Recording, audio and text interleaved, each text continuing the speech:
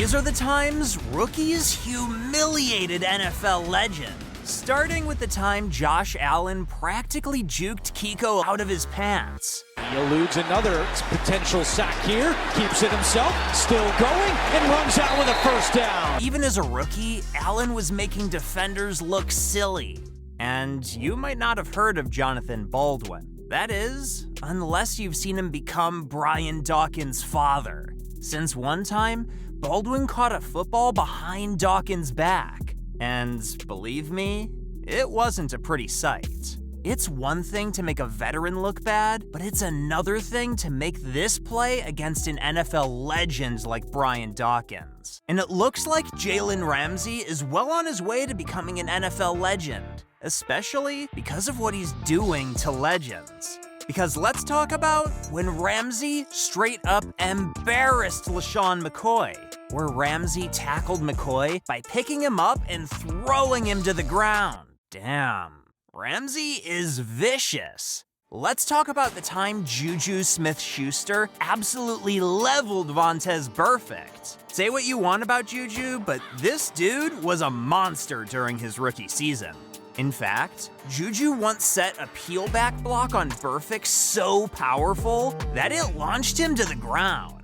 If only he never made TikTok videos. What could have been? And what happened to Kelvin Benjamin? Because he was a freak of nature as a rookie. So much so that he once made a Legion of Boom sandwich. Since Cam Newton once threw a jump ball to Benjamin, right in between Earl Thomas and Richard Sherman, miraculously, he came down with the catch. Sheesh. By pulling this off against the best cornerback and safety in the league, Benjamin proved he was an elite receiver. If only he stayed in shape, he'd still be dominating the league today.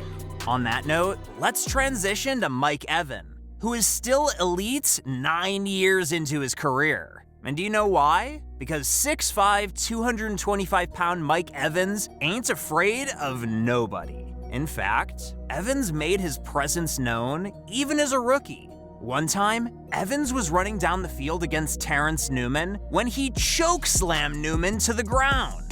But next up, we have an even bigger beast. Because 6'3", 300-pound Shy Tuttle makes the rest of us look like kids. Just ask Matt Ryan, who got absolutely destroyed by Tuttle. See, when Tuttle was a rookie, he managed to intercept Ryan. But on the exact same play, Tuttle also stiff-armed Ryan. However, at least this didn't happen in a playoff game. Or better yet, the Super Bowl. But back in 2015, this is almost exactly what happened to Wilson. As many fans remember, the Seahawks were driving down the field with a chance to score the game-winning touchdown. But just as they were only a few yards away from winning, Russell Wilson threw a game-losing interception to Malcolm Butler. And this play is iconic, since Malcolm Butler makes one of the greatest plays in Super Bowl history. But on the other hand, I know Wilson feels like shit. He got humiliated by a rookie during the most televised event of the year.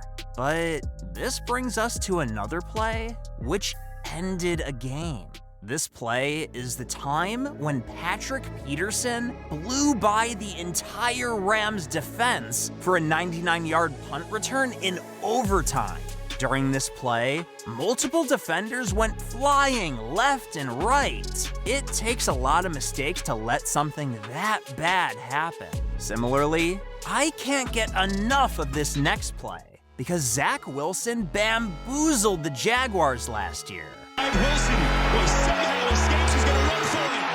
First down, James Wilson.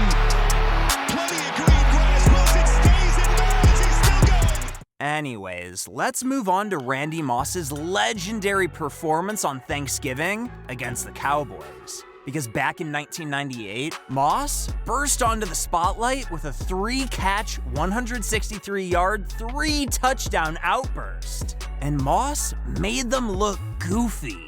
And when it comes to making people look goofy, you gotta hear about this play from Jair Alexander. See, a few years ago, the Vikings attempted a screen pass for Stephon Diggs, which epically failed thanks to Alexander. As when Adam Thielen was setting a screen for Diggs, Alexander launched his body into Thielen so hard that Thielen's momentum carried him backwards straight into Diggs. What a hilarious disaster. But this next play isn't a hilarious disaster. Because it's the time when rookie OBJ pulled off one of the most iconic catches in NFL history. During the play, OBJ is falling headfirst into the touchdown near the pylon, only to make an acrobatic catch with only 3 fingers. Sometimes you can't make this stuff up. This play never gets old. And in an interview, Carr explained how he could have prevented this from happening if he subscribed to the channel. But anyways, that brings us to this next moment when Justin Jefferson created an iconic celebration. Against the Titans, Jefferson finally broke onto the NFL scene, thanks to a deep catch-and-run play, where Jefferson made 2 defenders miss before scoring. But the play is mostly famous because of Jefferson's gritty, which took place a few yards before he entered the end zone. As if embarrassing 2 defenders wasn't enough, Jefferson added fuel to the fire with his gritty celebration at the end of the play. It's time to take it up a notch. From hurdling defenders to jaw-dropping quarterback scrambles, some of the best highlights are still ahead, including this insane play from Charles Tillman. Well, most people remember the time when Randy Moss mossed Darrelle Revis. Not a lot of people remember when Charles Tillman mossed Randy Moss himself in the end zone for an interception. It was pretty impressive, but at least Moss wasn't put in a blunder, which is exactly what Jamar Chase did to the Ravens last year on a slant route. Because a route like this usually goes for 10 yards, but not in this case. Because after catching the ball, Chase pulled off a spin move so filthy, I thought it was Madden at first. If you're impressed by this play, let me tell you about Justin Fields, who once juked out the entire 49ers defense. Call me nuts, but we might have the second coming of Houdini, since defenders clearly had no idea where Fields was going. Meanwhile, Knox also made a crazy play as a rookie, because against the Bengals, Knox turned into Derrick Henry by stiff-arming 2 different defenders on a single play. The whole defense should feel humiliated for letting that happen. Similarly, the Seahawks should also feel humiliated, since Roy Helu once hurdled a defender and scored a touchdown on the same play.